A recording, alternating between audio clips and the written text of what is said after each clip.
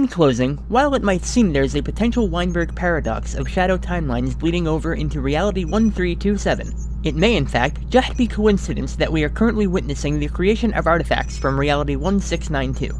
Whether or not this is a harbinger of the Legion War remains inconclusive. Recommended action at this time is to continue to observe and report back. I do not believe that direct quantum mechanic intervention is warranted just yet. However, have Mechanic Winters prep a team with my latest info dump, just in case things go sidereal, and a data log of quantum mechanic Jason Gray, and send. Who would have thought that even here in the Crucible a time traveler can have a long day? I am overdue for a well-deserved long nap.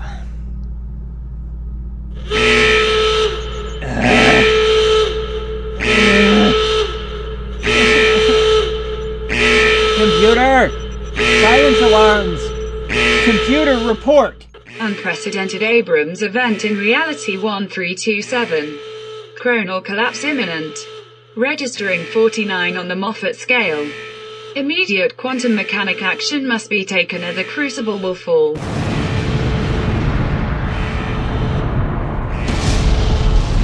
Computer, have quantum mechanic Megan Winters send any information she can to my pad, and immediately open the temporal junction to reality 1327. Unable to comply.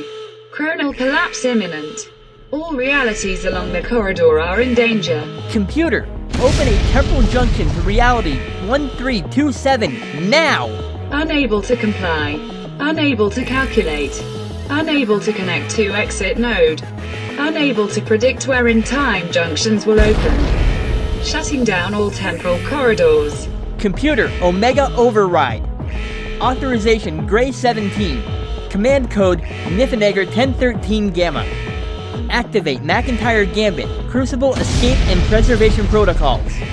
I'll figure out where I land when I land. Just launch me into the time stream.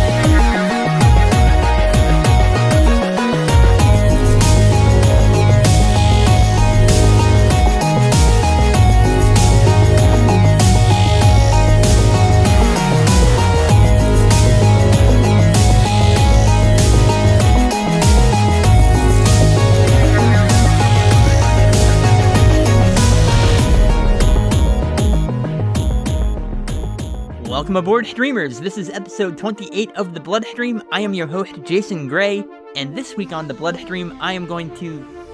What the heck? Is that a videotape? You've got to be kidding me. I haven't seen one of these in years. The Cloverfield Paradox.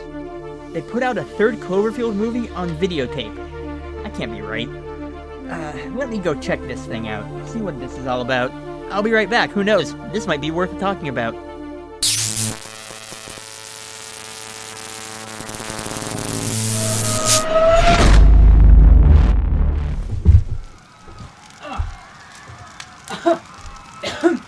That's a rough landing. What is going on here? What has happened? This can't be 1327. If it is, I am gonna have to have a serious talk with myself because he has let this place go to shit. It might be one of the wars, but there shouldn't be one going on at this point in time. Is this the Abrams event? Let me see where I am. I think my pad made it through undamaged. I guess I shouldn't be surprised. I didn't land in 1327. This is apparently reality 47. Haven't seen a number that low in a long time. This is one of the early prime realities. No wonder this is spreading out across the entire sidereal string. Well, the good news is, I at least landed in the reality where the Abrams' event originated. Let's see. Looks like Winters got some information out of the Crucible. This Earth appears to be on a brink of an energy crisis. That's one way of putting it. Information says that in this reality, a group of nations banded together to try to solve the energy crisis with a particle accelerator deemed too dangerous for Earth, so they built the Cloverfield space station. On the 48th attempt to fire up the particle accelerator, it cracked space and time throughout this reality, the past, present, and future, and all other realities. Yep, that would definitely qualify for an Abrams event. No wonder everything's falling apart. Well, it should be a simple enough matter to fix. Just go to the Cloverfield station and sabotage the experiment. Travel between realities is down right now, but I should still be able to body slide from point to point within this reality, and maybe just time slide back enough to stop this from happening. Yeah, there. Coordinates dialed in, and here's hoping I don't get splattered across the time stream. Nice station they got here. Now I just have to avoid detection, and maybe throw a literal spanner in the works. Alright, let's see, there's a terminal. I know this stuff better than they do, being a quantum mechanic. Let's see.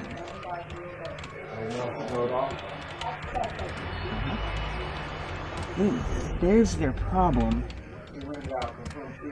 Really shouldn't be messing with this stuff, but if I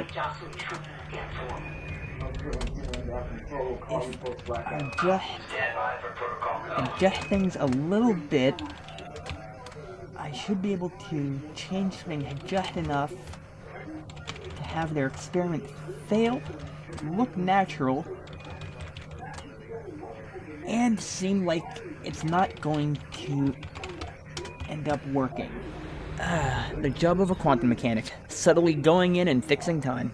Now I just need to scroll temporal coordinates forward a few days back to my entry point, and hopefully I fixed things.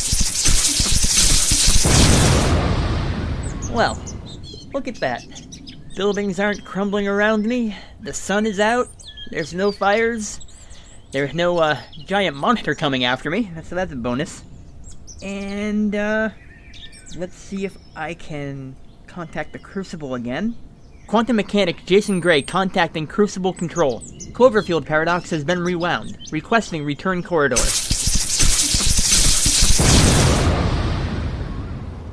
Alright, so here's what really happened with the Cloverfield paradox. I woke up Sunday evening. I'm a night person, so I sleep during the afternoon. I get up, sit down at the computer, start checking on things, I hit Twitter, and what do I see? A new Cloverfield trailer. Okay, cool.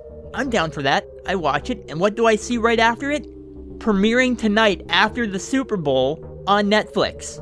Boom, mind freaking blown. This movie has been in the works for a while, and last reported release date was April, I think. I wake up on Sunday and discover, hey, later tonight, you can sit down and watch the newest Cloverfield movie in your house. Fuck yeah, that's what I'm gonna do. When is this game over with?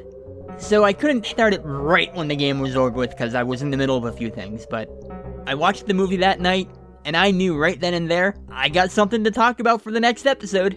And this one's gonna be a little different from our usual, as I do on new releases. I'm not gonna get into the blow-by-blow, as you know, but I am gonna sit down and talk for a bit, and I decided to beef up the episode with some more quantum mechanics stuff, which, quite frankly, I love doing. I have missed bringing the quantum mechanics back, and this was a great excuse to do it because the whole paradox idea really works with that universe. In a lot of ways, this episode serves as a bit of a pilot for an idea I have to spin the quantum mechanics off into their own show where I review sci-fi movies. If this gets good response, yeah, I might do that. And I might be breaking the fictional reality I've set up a little bit by pulling the curtain back so much, but I really wanted to talk about it. And I also really wanted to talk about the real way in which I heard about Cloverfield paradox. And even though my future quantum mechanics self kind of already explained the plot, let me give you the official synopsis.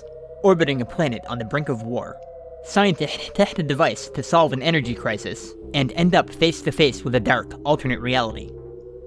So yeah, let me just break here, play the trailer, and I'll be right back.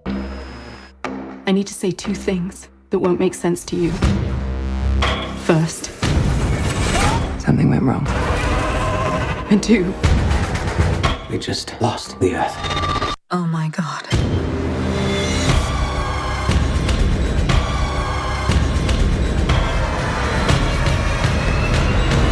You're not losing your mind, I promise.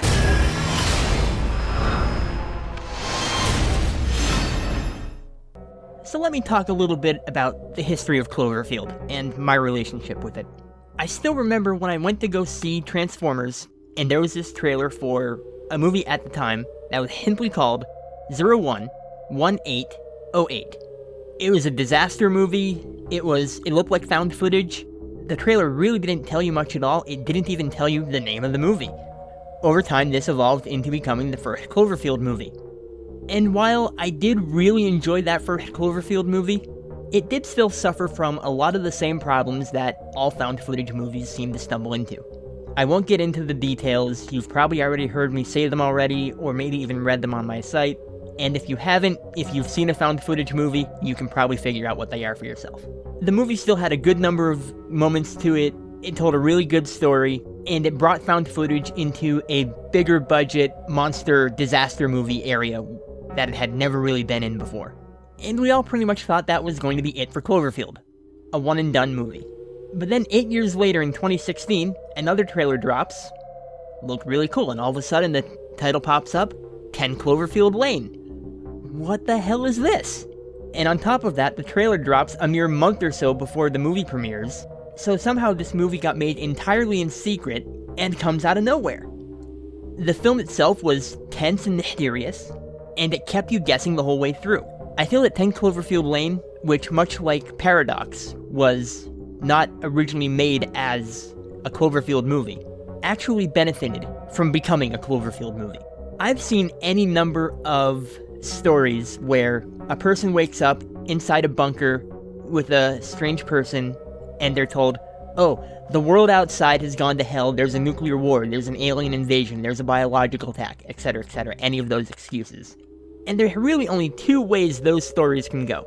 Either the person is lying, they kidnap the person because of whatever reason, usually it's because they have a mad crush on the person. Or the other reason is, they're absolutely right, and once the person steps outside, they melt from nuclear fallout, or whatever.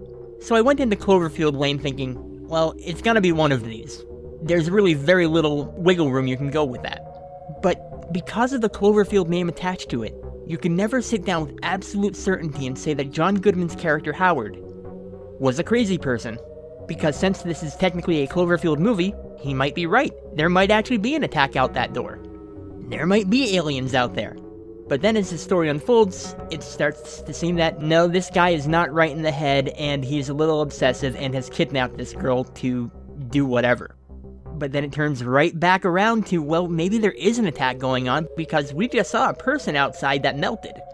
If this movie had just been released as something called The Bunker, you would have gone in and been the entire time going, oh, yeah, Howard is not right in the head, he has kidnapped this girl, he's obsessed with her. And I love that since they attached the Cloverfield name to it, you never know, and I love how it plays out over the course of that movie. And because it's a Cloverfield movie, it gives them absolute, complete license for how that movie ends. In some random movie called The Bunker, when the aliens show up at the end of it and Michelle gives her, oh, you've got to be kidding me, every other person in the audience would be right there with her calling bullshit on this movie. But because it's Cloverfield, of course it's aliens! So yeah, I really enjoyed the first two movies, which brings us to number 3, The Cloverfield Paradox. And in case you haven't figured it out yet, while I did say I'm not going to do a complete blow-by-blow of the plot, here there be spoilers, so bail out now. As me and myself explained, we've got a multinational team of scientists aboard the Cloverfield space station, which I keep wanting to say is the first time the name Cloverfield has actually been used in one of the movies, but the first movie did say the investigation into what was going on in New York City was called Cloverfield. Anyways, they're working on a next generation particle accelerator that will hopefully solve their world's energy crisis. The first attempt doesn't work, which is no surprise. Something goes wrong. Just a mechanical failure, so they keep working at it. We speed through a number of attempts, and it's soon 2 years later, and still the Shepard accelerator has not fired properly. It could just be the science isn't working out the way they thought it would, it could be the equipment failing, but because things are tense and these people are from countries that are on the brink of war, not to mention they've been stuck in a tin can for 2 years, tensions are high, and the word sabotage starts to get thrown around. The Russian, Keel, I think was his name, believes that the German scientist in charge of the entire project, trying to get things working, is deliberately trying to sabotage the project on behalf of his country, Germany, because the longer this takes, the more the world destabilizes, and his country can swoop in and do whatever they want to Russia. There are also some concerns going on in the background that, much like when we fired up the Large Hadron Collider, that turning on the Shepard would punch a hole in reality and doom us all. But since the energy concerns of Earth are dire, they have to push forward and they keep trying to get it to work. They give it another try, attempt number 48. Things seem steady, the power starts to work, and they break reality. Let the horror begin. Once the accelerator fails, things start going wrong, they can't find the Earth, they're running around the station trying to get systems back up and running, and they come across another whole woman stuck inside one of the walls of a corridor. No one knows who she is, she's not a part of the crew, it's not like she could have stowed away on the mission 2 years ago. But this woman, Jensen, she thinks she's part of the crew, she seems to know everyone there with the exception of one other person. Things unfold, and long story short, they realize they're in an alternate reality. Their experiment did as some scientists back on Earth feared, and they broke the universe.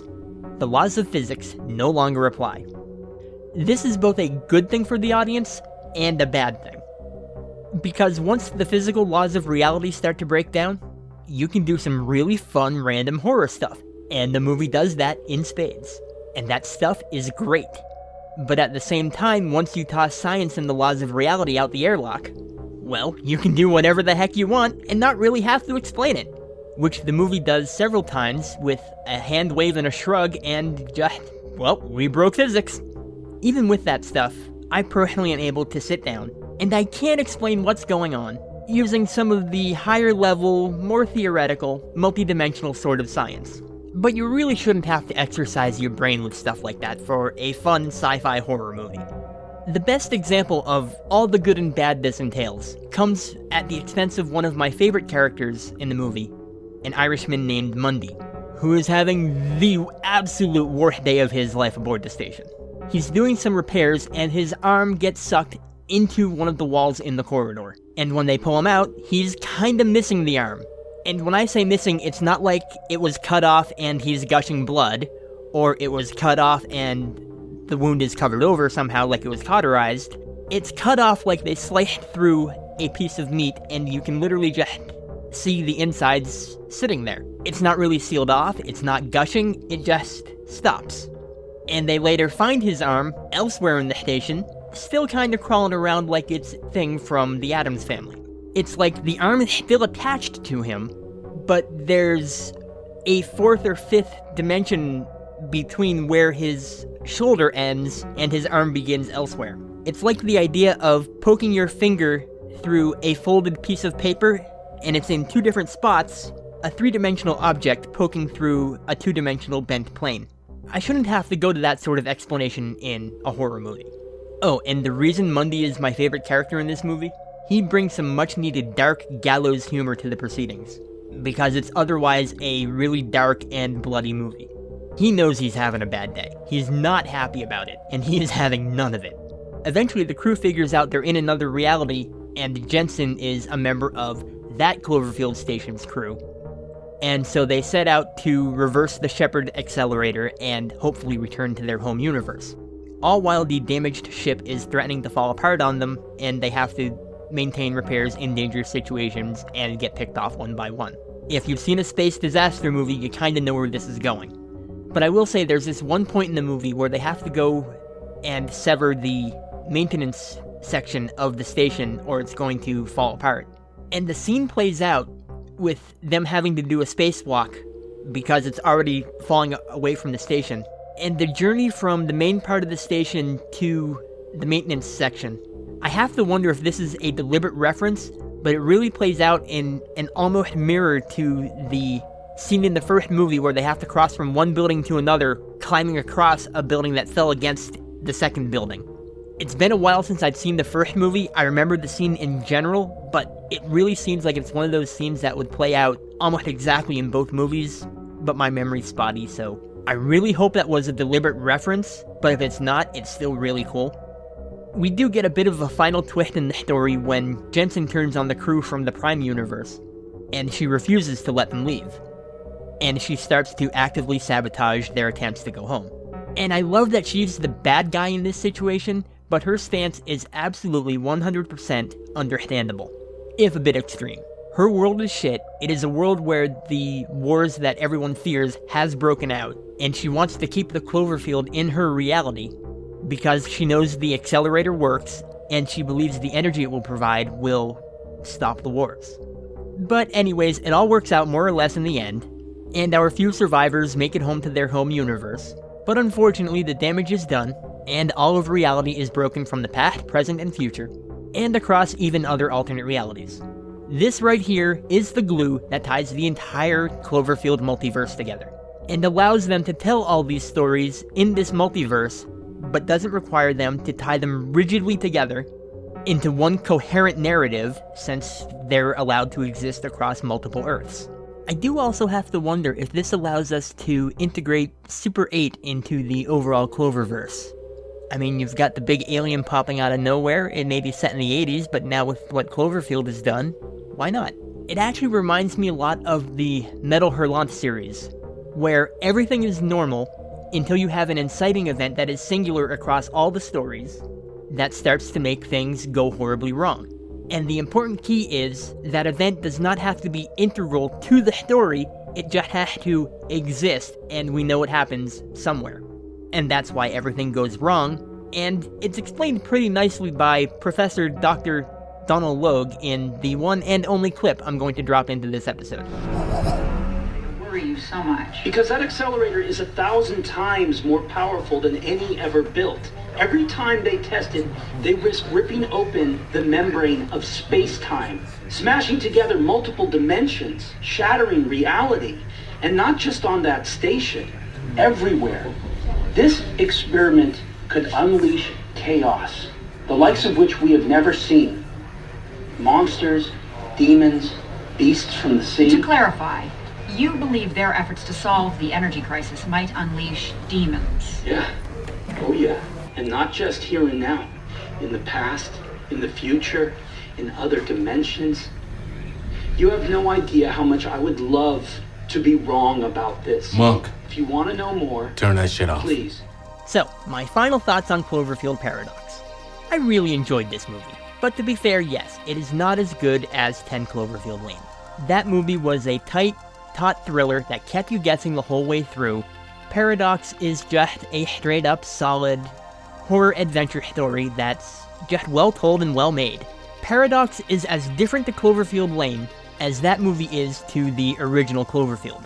And I love that they can do these different stories with different genres and styles and storytelling conventions, and they all still fit in the same universe, or, well, multiverse. Paradox still sits very comfortably in the Cloververse as another entry in this very Outer Limits style anthology series, but there is one major problem. We have seen this story before. We've seen dangerous things happening on a space station before, or a spaceship a la Event Horizon, which is probably the closest comparison to this movie I can make. Paradox is very much Event Horizon light. That was a dark, dark movie that really embraced the whole we punched a hole into hell idea. While Paradox has a much lighter, more fun tone, and that's fine. I like both movies and their different takes on very similar subject matter. It's better than a low-budget sci-fi horror affair, and it really uses the big budget and names associated with it very well. It doesn't use the Cloverfield name as well as Lane did, but putting this in the Cloverfield universe really works for it, and it at least gives some sort of overarching idea to the thing other than just, oh, it's a space station horror movie. The cast is wonderfully diverse. I love all the characters, even though I didn't really touch on too many of them. The story is well told for what it is, but it does genuinely boil down to being, well, a bit too familiar, no matter how well told or how well acted it is. I still very much enjoyed the story we got, but I am glad I waited the week to sit down and talk about it. It gave me a chance to sit with the movie for a few days, let it stew in my brain, and really think about it. If I had sat down and recorded this the day after on Monday morning, like I almost did, I probably would have still been over the moon and overhyping the movie, because I was still buzzing from the hype of a sudden Cloverfield attack on my Netflix. So yeah, it isn't as tense or as thrilling as 10 Cloverfield Lane. It may indeed suffer from being all too familiar, but it is still a very solid roller coaster ride of a movie. It has more than its fair share of surprises and shocks along the way, and a few good scares to go with them. On top of all that, I do give it some bonus points because it does have something to say about the state of the world today, and has an important message about seizing the moment and a little bit to say about the human condition, which is always good in a science fiction movie. It's not as on the nose and in your face as Get Out, but it is still there if you look for it. The general views on this movie I've seen in reviews over the last week have not been overly kind to Cloverfield Paradox. And I'd just like to say, forget about all of them. If you're a fan of the first two flicks, you should definitely check this one out. Just go into it not expecting it to reinvent the wheel, and just enjoy a good, well-made sci-fi horror movie. And that's my thoughts on the Cloverfield Paradox. Thank you for listening to The Bloodstream. If you've enjoyed this show, you can subscribe over on iTunes. Just search for The Bloodstream. We're the podcast that's not about medicine. While you're there, please be sure to like, subscribe, and review. It's a big help, and much appreciated. There's also a Facebook group where I keep everyone up to date on what's going on with the show, so come on by, join up over there. We've got a Tumblr page over at thebloodstream.tumblr.com. If you've got any suggestions for the show or movies you'd like me to take a look at, you can leave a comment at any of those places, or shoot me an email at phoenix, F-O-E-N-I-X, @gmail.com. That's Phoenix with an F. My main theme for this episode was Chronicles by Serious Beat, and the rest of the music, I haven't decided yet. I've got a few ideas, but whatever it is, there will be links and names in the show notes. So once again, I was your host, Jason Gray. Thank you for listening to The Bloodstream. Take care, keep streaming, and where did this videotape come from? What am I going to do with it?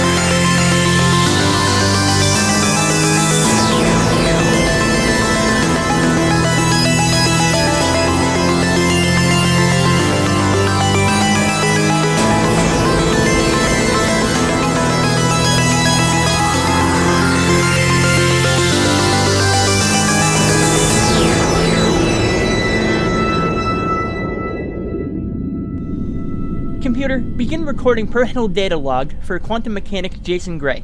Having returned from reality 47, I discovered a curious item in my room. Apparently, once the Weinberg paradox was resolved, the shadow timeline manifested itself as a VHS tape. Yeah, I found a videotape labeled Cloverfield Paradox. It seemed to be the story of what went wrong in that reality, and as far as anyone will ever be concerned, it's just a movie. I'm not sure how that works, or what happened, but the only documentation of the paradox even happening is this videotape in my hands. But I think I know exactly where this needs to go to do the most good.